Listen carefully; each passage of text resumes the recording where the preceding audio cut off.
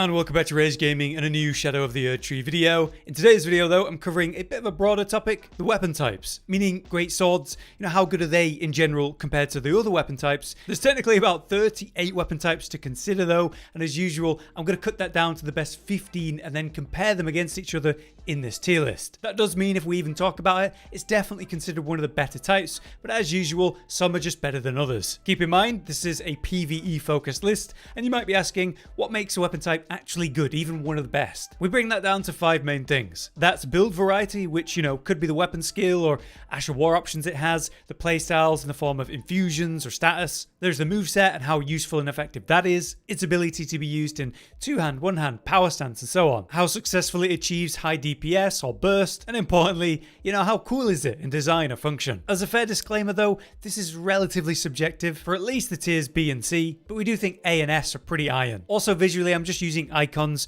a random one for each weapon type, but with those qualifiers, let's start with our list that goes from C to S, starting at the bottom. Kicking us off with the thrusting shields, which are brain dead easy to play. You are literally just going to take them and block and then attack at the same time. It's really efficient and effective because you're just taking chip damage while you're poking at them. With the stamina nerf though that did come in, it was nerfed from pretty absolutely busted to just, very good. Now though, you will need to stop and recover because you actually have stamina going down, and you may need to heal semi-regularly from the chip damage. Either way, there's only 2 of them in the game from the DLC, and they play exactly the same. We can't really deny their effectiveness though, as a new playstyle entirely new in the DLC, so they deserve at least a mention down in C. Next down in C, the only other weapon type is great katanas, which its base moveset I would argue is better than a normal katana. It hits harder, it's got generally longer reach, and if you want to just use a katana, this is actually, in my opinion, better than the normal katanas. The issue here and why it's down in C is because the normal katana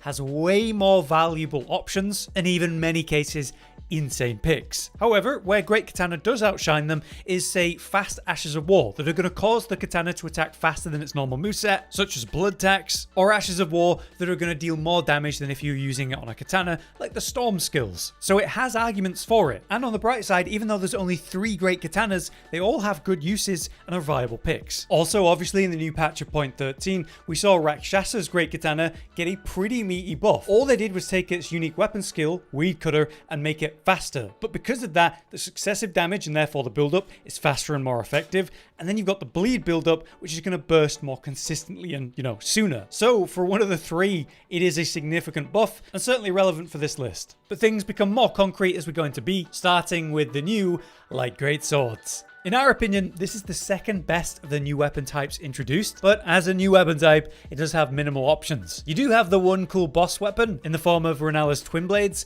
but they're only really good if you're heavily overleveled, like 250 or even higher. By comparison, Milady is awesome, and of course Wing Stance is really fun and really effective to use, comparable to say Unsheath and the very strong Square Off Ashes of War. I love how slick and cool it looks and feels to use, which is a big factor. The fact that you can combine heavy attacks, jump attacks with light attacks to create new combos very smoothly is actually really fun, but they don't exactly have broken output. And yeah, the Renellas, I would love to see that buffed and have better scaling personally. I was surprised in the 0.13 patch to, not see it listed, but on the bright side, we did see Light Greatsword receive a little bit of a buff for its charged heavy attacks, but to get higher on this tier list, I think they need a bit more of a boost. Also down in B tier then, we have katanas. I always like the katana moveset, whether it's in one hand or power stance, and obviously the best one to use generally for standard playstyle is the Nagakibas because they're also really long, enhancing their range to be competitive with great katanas. You have so many great Ash of War options with that specific katana, and then for the weapon skill ones, you've got options like Rivers of Blood, which is actually better now in the DLC thanks to the Ansbach outfit, or classic picks that are just solid like Moonveil to this day, and even better Unsheath. They've been a popular weapon type throughout the whole history of these series of games for their effective moveset that can deal with most any scenario, and in, Elden Ring, they've got some incredible L2 spam options. Comparable then to straight swords, which, I would say you generally want to be using in power stance, but you can use them in one hand, such as this weapon icon, the Sword of Night and Flame, which is obviously a standout option. The issue with them and why they're in B not A, in our opinion, is the power stance speed of attack for your successive hits. Compare that to, katanas, or obviously curved swords, even the new backhand blades, they're just slower. parts of the combo, there's like these delays. However, the thrusting style is good, and they do have amazing Ash of War options like Square Off, which is incredible for stagger build-up. The issue, I think, is there's not a lot of top contenders for straight swords. They generally also all play the same. But you know, Sword of Night and Flame's awesome. There's new options like the Sword of Darkness and Light for holy builds. I do like them,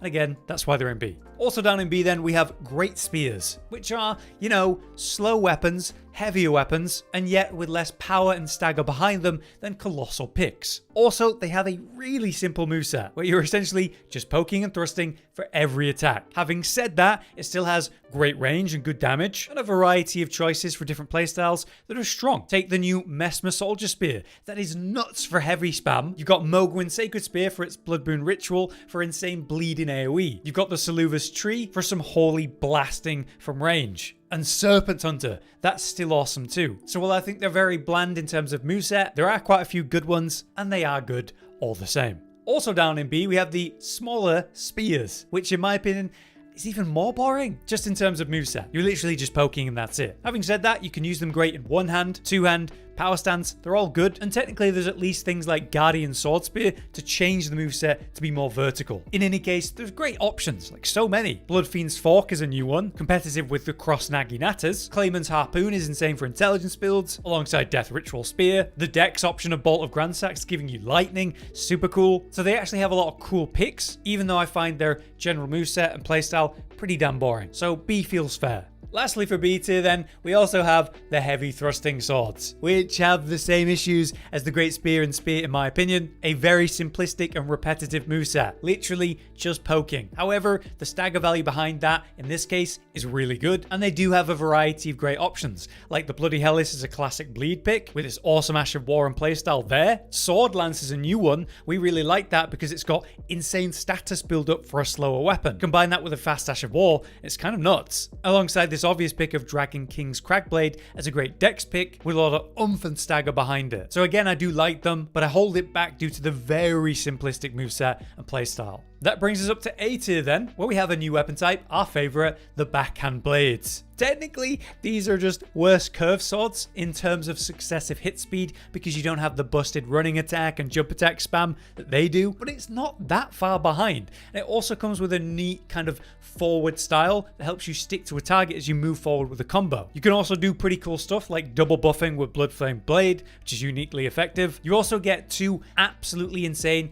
arguably best new Ashes of War from the DLC with Blind Spot and then of course Swift Slash. Having said that, in the new patch, Swift Slash was nerfed a bit. They reduced the movement distance and extended the recovery time on use. It's still going to hit really hard, but between the two of them anyway, Blind Spot is my go-to PvE option, and this is a PvE list, so I just don't think that change matters in general. It's just really easy to use. So they are effective, cool, and they do have some seriously good things going for them, but they're just weaker than curved swords, which they are similar to. We're going to make a similar argument for A tier for claws compared to S tier, because essentially they're like a fist weapon, but with better range because, you know, you use the longer claw options. That's Raptors, or the new one, Claws of Night. Compared to fist weapons though, I think they're actually harder to use consistently. There aren't a ton of top tier picks, pretty much 2, maybe 3, that all play exactly the same. Standing light attack combo as much as you can for successive hits and bleed build up. Really, it's just the Claws of Night that has, you know, options in the form of just spamming your Ash of War also as a ranged shotgun blast. There was a kind of quote unquote bug change with the scattershot throw of the Claws of Night, where seemingly they've reduced the effective output at range for it. You want to use it at point blank anyway.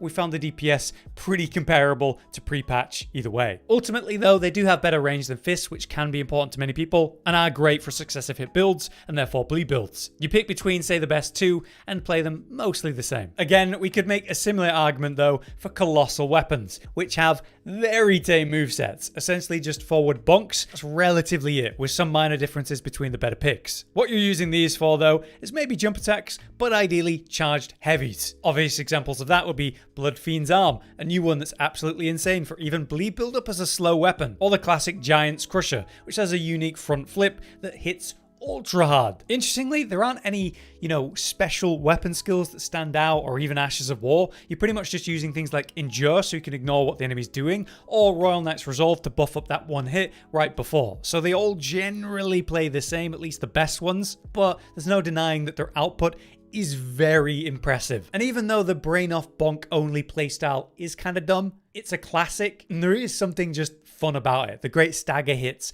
behind it. A bit more versatile but comparable then is your Colossal Swords, which by comparison have much more versatile, interesting movesets and variety between the more standard Colossal Swords and then the ones that are more vertical, like Godslayers and Fire Knights. All of them though have incredible range and options for any scenario, for hitting multiple targets or honing in on one with thrusting style attacks. They're slower, so they hit hard, and they also build up great stagger, which is wonderful for interrupting even harder bosses, and they have many great unique skills or meta Ashes of War to choose from. So you got many great options like Fire Knight's Greatsword, Ancient's Meteoric or Greatsword Solid, originals like the Greatsword's Zweihander, the Royal or Ruins Greatsword, Godslayers and Malekiths. There's so many options that actually have interesting differences between them. So I much prefer them to Colossal weapons, but they are competitive in power. But above that, we got to talk about S tier where things do get significantly strong, right? So let's start with fist weapons. The big downside for these is the range, the seriously lacking range. But say with a new weapon pattern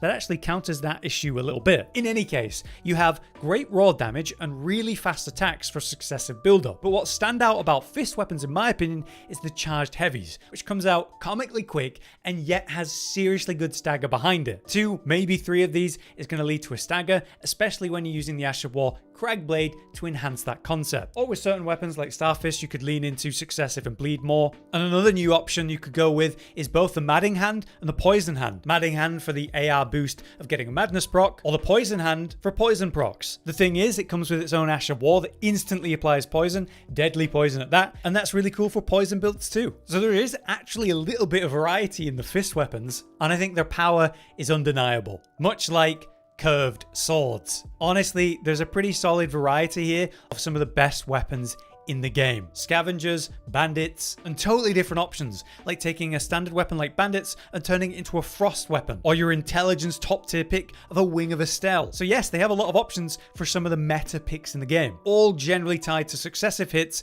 and the insane base moveset of running, standing, and of course, jump attack spam, lending itself great to bleed builds, or magic builds, frost builds, even fire with the magma one. Yeah, honestly, they're just hard to beat. Much like our last weapon type, the greatswords, which just have such a comical amount of incredible picks, and it's only bigger in the DLC. Between things like the Dark Moon Greatsword, and obviously the Blasphemous Blade, and then the Sacred Relic, there's Ordovis with its great Ash of War, Damnation is a new one for PvP, Solitude's actually great too, Despoker's not a great greatsword, but man, its unique weapon skill, Ghost Flame Ignition, is insane, like many of these options. They have some of the cooler designs, the moveset itself's easy and reliable if not insane, even good Ash of War options. I would poke hardest at its power stance moveset not being great, but between all the great unique skills and options and cool designs, I just think it's worthy of S tier for sure. But yeah, there you have it. A bit of a more relaxed and subjective one this time, just because you might prefer colossal weapons to curved swords, no matter how good they are. One thing that I want to highlight in this video at the end here is Euphoria, which is of course a Twinblade. One of the best weapons in the entire game now, in my opinion a top 10 weapon at least, after they increased the actual damage of its weapon skill, as well as how quickly you charge it up and how quickly that duration of the buff lasts, so you can find an opportunity to get the hefty special attack off in true. The problem with that is, the rest of the Twinblades, there may be C tier or lower, with a couple of standout examples I could give. With Euphoria, you could argue that they should be in C tier, and that's fair enough, so here's that acknowledgement. But I would say the winning weapon of patch point 13 is easily Euphoria, and as a Twinblade, it deserves at least an honorable mention. But it is good to see that a bunch of DLC weapons have been key reasons for a type or new additions, and hopefully we can see more shifts with future patches for the game. For now though, I've been Hollow, you've been you, thanks for watching. Josh, Cotton, and Hollow with the videos, dropping the humor like a hammer on your tippy toes, bringing entertainment on a daily arrangement to take our insanity and turn it into entertainment. Yes, I said entertainment twice, to reiterate that it is nice to look into your faces on a mostly daily basis when you let us in your homes to make the whole world a stage. Goodbye.